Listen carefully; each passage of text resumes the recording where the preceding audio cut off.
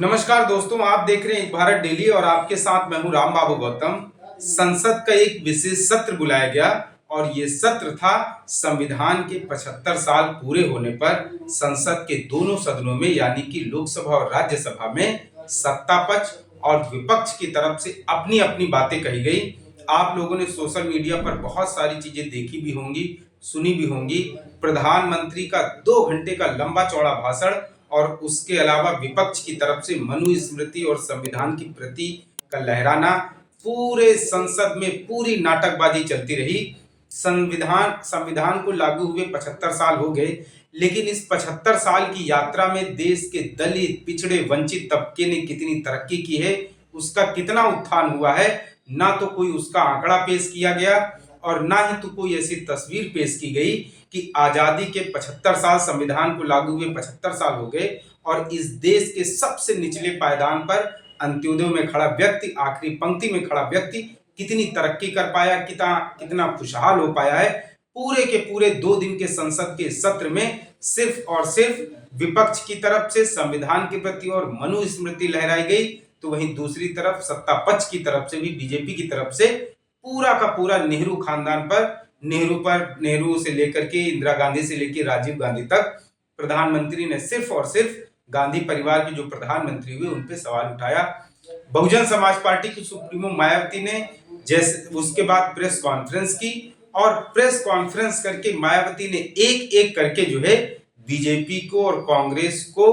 पूरे विपक्ष को जो है वो आड़े हाथों लिया और मायावती ने कहा कि जिस तरीके से संसद में विशेष सत्र बुलाया गया और उसमें सत्ता पक्ष और विपक्ष की तरफ से नाटकबाजी की गई,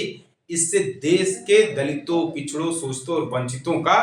बहुत बड़ा अहित और अपमान भी हुआ है। क्योंकि इस देश की सबसे बड़ी पंचायत इसीलिए बनाई गई है ताकि वहां पर गरीबों के लिए, मजलूमों के लिए मुद्दे उठाए जा सके, उनकी तरक्की के लिए, उनके हितों के लिए फैसले लिए जा सकें। लेकिन दुर्भाग्य देखिए कि जब संविधान अपनी 75 साल की यात्रा पूरी कर रहा है और उस पर एक विशेष सत्र बुलाया जा रहा है, तो इन तबकों के बारे में बात भी नहीं की गई। मायावती ने कहा है कि बीजेपी से जितना ज्यादा सावधान रहना, उससे बहुत ज्यादा कांग्रेस से भी सावधान रहने की जरूरत है। और बहन जी ने यहां तक कांग्रेस के ऊपर आरोप लगाया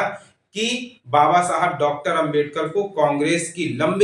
काफी लंबे साल तक कांग्रेस की सरकार रही और उसके बावजूद भी बाबा साहब को कांग्रेस की सरकारों में भारत रत्न, देश के सर्वोच्च नागरिक सम्मान से भी नहीं नवाजा गया। और उसके बाद जब बहुजन समाज पार्टी का गठन होता है और 1991 में जब केंद्र में वीपी सिंह की सरकार बनती है, तब बसपा के दबाव में बाबा साहब डॉक्टर अंबेडकर को भारत रत्न दिया जाता है। बहुत सारी ऐसी चीजें रहीं। उसके अलावा बहन जी ने कहा कि जब मान्यवर कांसीराम साहब का परिनिर्वाण होता है और उस समय कांग्रेस की जो है वो केंद्र में यूपीए सरकार होती है, लेकिन उस समय भी एक दिन का राष्ट्रीय शोक भी घोषित नहीं किया गया। और राहुल गांधी पर मायावती ने इस चीज को लेकर के भी निशाना साधा कि राहुल गांधी ने अभी हाल ही में अमेरिका दौरे पर गए थे और उन्होंने कहा था कि आने वाले कुछ सालों के बाद भारत में आरक्षण को खत्म कर दिया जाएगा। तो मायावती ने कहा है कि कांग्रेस से भी लोगों को, इस देश के दलितों को बहुत ज्यादा सावधान रहने की जरूरत है। और कांग्रेस के साथ साथ समाजवादी पार्टी पर भी बहन जी ने जोरदार प्रहार किया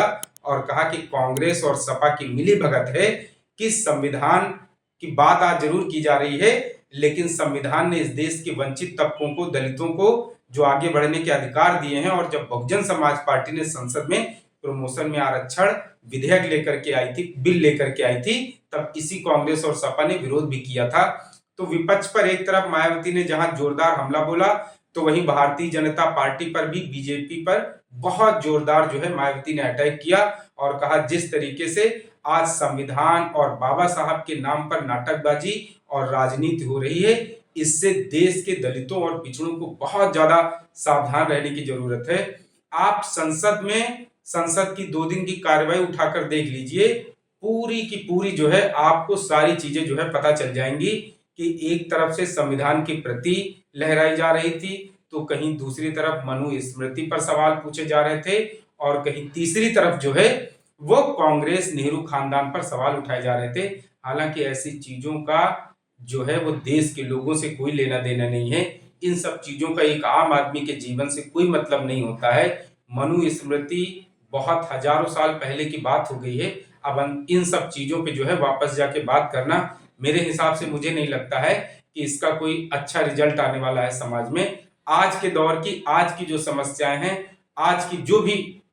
दिक्कतें हैं, संसद में उन पर बात होनी चाहिए। बहन जी ने कहा है कि आज देश के गरीब और दलित और पिछड़ा तबका, वंचित तबका, कमजोर तबका जो है उसे गरीबी नहीं मिल रही, रोजगार नहीं मिल रहा है, उसका जो है विकास नहीं हो रहा है। इन सब चीजों पे संसद के विशेष सत्र में कोई बातचीत नहीं की गई। तो फिलहाल बहन जी ने बीजेपी पर और विपक्ष पर जोरदार अटैक किया है, जोरदार हमला बोला है और कहा है कि संविधान के राजनीतिकरण को, एक नया शब्द बहन जी ने इस्तेमाल किया है कि पहली बार ऐसा हो रहा है जब संविधान का राजनीतिकरण हो रहा है, बाबा साहब के नाम का राजनीतिकरण हो रहा है और बाबा साहब और संविधान के नाम पर ये जो राजनीतिकरण करके नाटकबाजी की जा रही है, सत्ता पक्ष की तरफ से अंबेडकर का हितैषी बताया जा रहा है, विपक्ष की तरफ से संविधान की प्रतियां, संविधान और आरक्षण बचाने की बातें की जा रही हैं। इन दोनों चीजों पर मायावती ने जो है वो जोरदार हमला बोला है और इस देश के लोगों को सावधान रहने की अपील भी की है कि इन दोनों